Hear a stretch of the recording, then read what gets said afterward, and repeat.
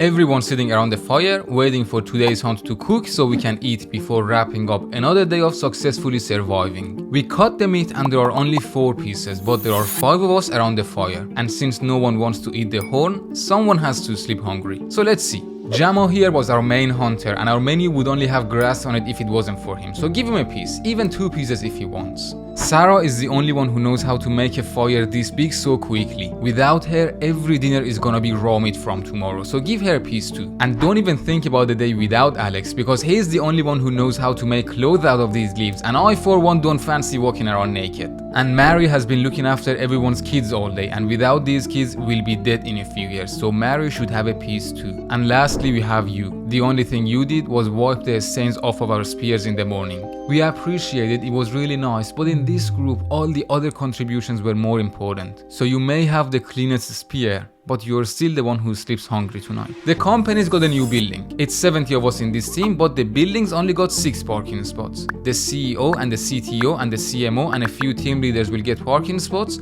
You, as the friendliness consultant, please find your own parking somewhere and walk to the office. Not that your job isn't important, it's just that in this group, we need these guys more than you. This story has been a problem since the first day we started living in groups, and it will remain a problem until the last day we are living in groups. The group needs some of us more and some of us less. How much the group needs us is our power, and how much power we have determines how much of the group's resources we get, whether those resources are food and water or money and parking spots. Therefore, our brain learns somewhere deep down that if you don't want to starve to death, you need to show the group that they need you. And things we learn this deep over thousands of years come up in our everyday behavior in different ways. Ways that often leave us wondering, how did I manage to express that amount of absurdity in a single moment? Because today you won't starve if the group doesn't need you as much, but we still react in the same self-conscious way, desperate to show off our importance. We still have a constantly updating perception of what others in the group think of how useful we are, and we picture ourselves on a spectrum like this. Being high on the spectrum means I think I'm of crucial value to the group, and being low on the spectrum means I don't think I have much value here.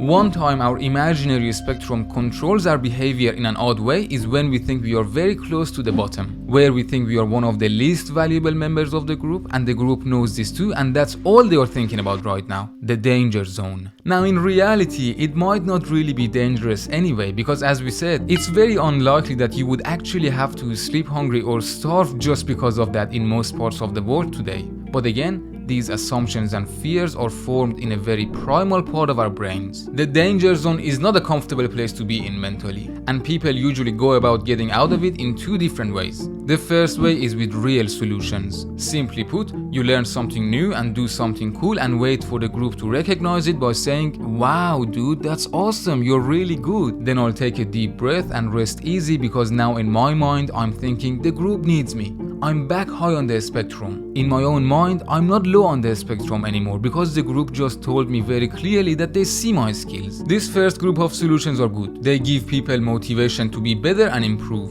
But there is also a second way, the fake solutions. A fake solution is when I don't actually create any extra value, but I decide to go and convince the group that you are wrong and I'm actually very valuable for the group. More valuable than most of you. Now in the fake solutions book, the first and the most basic strategy that the human brain thinks of is flexing, to go in the middle of the group and show off all the great things about you. Which would have been great if it worked, but most of the time it doesn't, because others don't like to hear about it, because if flexing was supposed to take you higher on the spectrum, it would imply that everyone else is now one step closer to the danger zone. So they may ignore you or even react unpleasantly. And sometimes it doesn't work because I don't even have anything interesting enough to brag about. When for whatever reason this first fake solution doesn't work, we go even lower on our mental spectrum. Now at this point, I'm not looking for civil ways of demonstrating I'm good too anymore. I'm searching for other members of the group about whom I can say, "Here, this dude is even worse than me," hoping that the group would accept it and respond, "Yeah, it seems like they really are worse than you. Thanks for bringing this to our attention." This is where we start humiliating others. Humiliating sounds like a strong concept, like it wouldn't qualify as humiliation unless I completely dismantle someone's spirit. Untrue.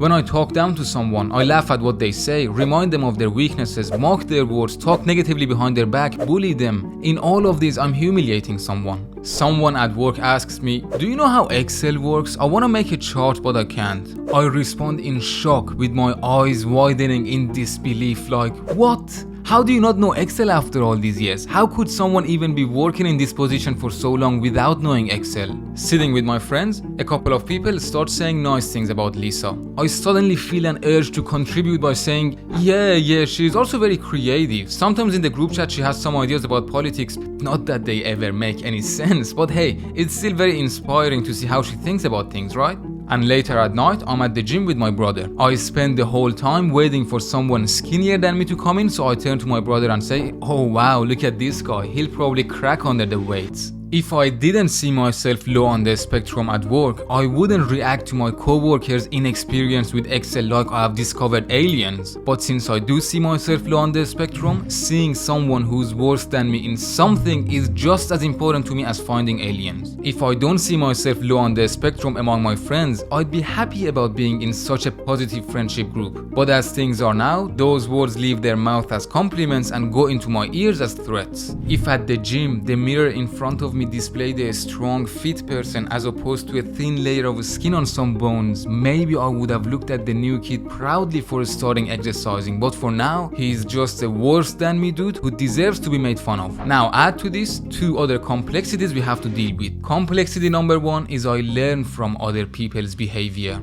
When my coworker reacts so strongly to me not knowing Excel, I'm ready to find someone else somewhere who doesn't know something I know so I can act the same way to them. The reason is obvious. I was interacting with another human being. That other human being hurts me by exaggerating my weakness. In this interaction, someone got hurt and someone caused it. My subconscious is smart and it will learn to be on the other side next time, because to the untrained brain, these are the only two options. You either hurt or get hurt, and I don't like to get hurt, so I will cause hurt. Next time I see a coworker struggling with their browser settings, I'll immediately go, 2024 and you still don't know how to set up your internet browser, huh?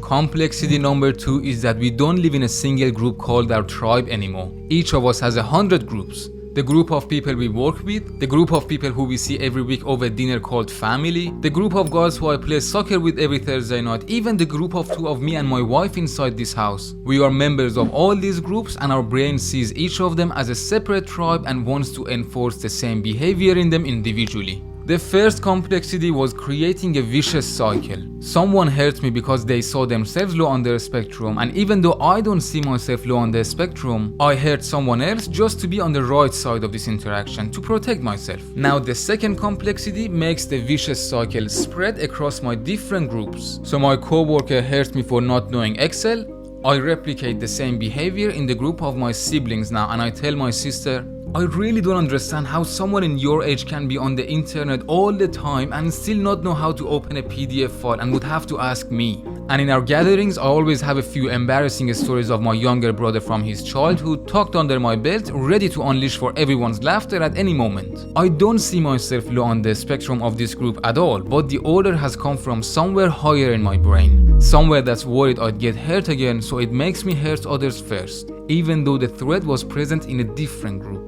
Most of the time we hurt others like this, it's because of the vicious cycle. We don't have a clear reason for humiliating. It's only because we have been humiliated that we humiliate. And with that, we are only expanding the cycle. And who am I adding to the cycle? I wish it was a stranger I wasn't going to see again. But it's someone I've been interacting with, so now that they are in the cycle as well, they will reinforce my position in the cycle as well as adding more people. Now go even further. This observation we explained, that you get hurt and think the options are to hurt or to get hurt, so you choose to hurt, doesn't only happen for the two people inside that interaction. People outside the interaction observe the exact same thing. They see one of them hurt the other, and it didn't seem like it was fun to get hurt, but it low-key seemed powerful to hurt. So the idea is now put in my head as well to hurt and be in this dude's position in my future interactions. I think this story of observing and learning aggression can be seen even more clearly in social media, because all interactions are visible to everyone. I don't need someone to insult me personally to learn to do it. Seeing so many people insulting the authors of so many tweets is enough for me to pick up the behavior and wait for my own turn to insult someone over something stupid they tweet. Alright, so what's the solution? There are 5 categories. In category 1, when we see ourselves low on the spectrum, the solution is clear. We should just not see ourselves that low. And the most obvious way of achieving that is to learn new things and do cool stuff to regain our sense of self-worth over time, aka the real solutions as described before. Or we could change our groups. We can move to groups that recognize our values and don't necessarily need us to change so we'd be seen as valuable members. You can also move to a group in which you are clearly better than everyone else, but I wouldn't recommend it. You still want to be pushed up by people around you. Another way, which is probably the best way, is to raise our self-esteem individually. I mentioned the term untrained brain before. Well, I can train my brain to get it out of the tribal life mode and help it accept myself as a person. This does not mean to make the delusion that I'm perfect in all of my groups, so I don't need to change anything about myself. The perspective that a high self-esteem provides is that I know I have imperfections in many of my groups, but I have accepted them and I believe they don't diminish my value as a person, just like other people's shortcomings don't make them worse as a human being. And now that I've accepted them, I'm open and ready to work on them and improve where I should. A high self-esteem is the hammer that crushes all of these virtual spectrums in our brains. That was one reason we humiliated others, but the second category was when we were just repeating what other people had done to us. You have probably done this many times without noticing it, but after watching this and thinking about it, you would likely start noticing every time you humiliate others and feel ashamed immediately afterwards. In my opinion, the best thing to do is there to admit your behavior wasn't right and apologize. Something as simple as, "Sorry, I don't know why I reacted that way. Probably just by habit. What I meant to say was just this." This will firstly help yourself to gradually get out of that vicious cycle, and secondly, it promotes this behavior of admitting and apologizing in the person you were interacting with as well. It's more likely now that they will do the same thing when they realize their behavior isn't right, because people learn the good behaviors from each other too. The third category was when you weren't the one humiliating others, you were the one who's being humiliated. Here there are many things you can do based on the context of the conversation and the type of relationship you have, but the one thing you can do in most cases is to see if you can see the weakness behind the behavior. Is it apparent that they are speaking humiliatingly because they see themselves low on their spectrum? If it is and I can see it, I can just smile at them in my head and pat them on the back and wish them to recover from their weakness and consciously keep myself out of the vicious loop. I say consciously because the reason we used to get into the cycle was that the behavior seemed to come from a place of power. But once we realize it comes from a place of weakness, then there is no reason to join the cycle. And figuring the weakness behind the behavior is a conscious effort. In the fourth category, you are not being humiliated, you are observing the behavior towards someone else. The first step here is also to see if you can find the weakness behind their behavior. Not to then yell, "Shame on you, what a weak person," but to have protected yourself from getting into the cycle. Then again, depending on the context and people involved, sometimes you could want to not just be a bystander and intervene to make sure others are also kept outside the vicious cycle by demonstrating that it's not out of power. And the last solution category we will discuss is prevention. Raising your self-esteem is a great way to prevent this on an individual level, but you can also help others in the group not to see themselves low on their spectrum by reminding them of their values.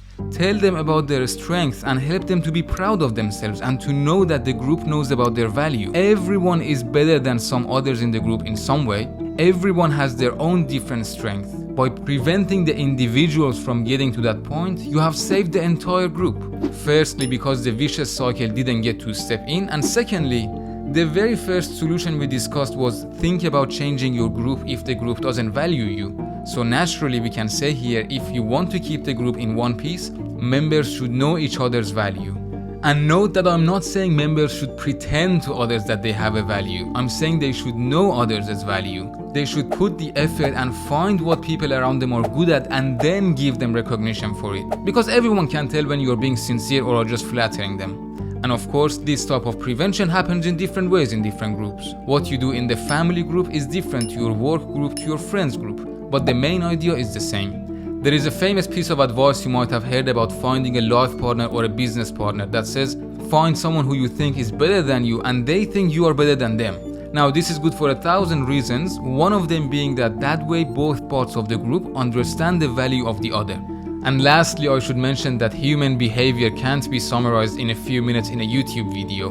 Not everyone behaves the same way in their danger zone, and not everyone who behaves this way is necessarily in their danger zone. Maybe someone's humiliating someone just because they have a personal problem with them. They have done something to them and now they are just compensating. Or maybe they have messed something up really bad and they're just angry for a short time. Maybe someone has some mental problem and takes joy out of humiliating others. The point is, this was not for us to analyze other people's behavior with. It was for us to analyze ourselves and to examine the next time we are humiliating someone if it's because we see ourselves in our danger zone or if it has other reasons. And if it's because of the danger zone, maybe this will help.